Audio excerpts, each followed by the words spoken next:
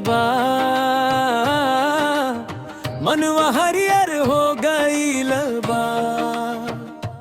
ओ कांधे पे कावड़ उठ गईल, नामे में जगराता खिल गईल। गंगा के ठंडी फुहार धड़कन में भोले के पुकार। भोर से मन लागे भजन, हर रास्ता बोले शिव नाम। देख सना मनवा डोले, हर अंग में भोला बोले। बम बम के गूंजी उठे, सारा जग संग में झूमे।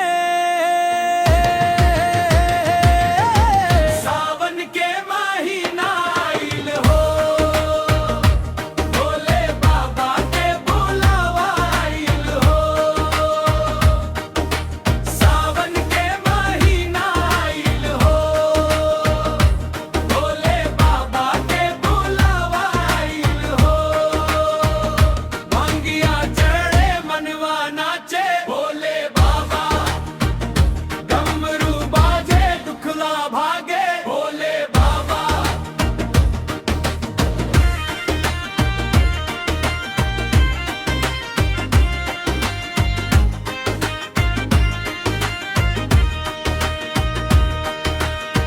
बेल पत्र अर्पण करब, जल से चरण धोई के आइब।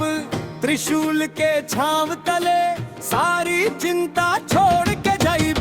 मंदिर के घंटी बोले, मन के मई सब धूली। सिर पे राखी सच्चाई, भक्तन के नैया डूली। देख सना मनवा डोले, हर अंग में भोला बोले। बम बम के गूंजी उठे, सारा जग संग में झूमे। सावन के महीना आइल हो, भोले बाबा के बुलावा आइल हो। सावन के महीना आइल हो, भोले बाबा के बुलावा आइल हो। भांगिया चढ़े मनवा नाचे, भोले बाबा डमरू बाजे दुखवा भागे, भोले बाबा।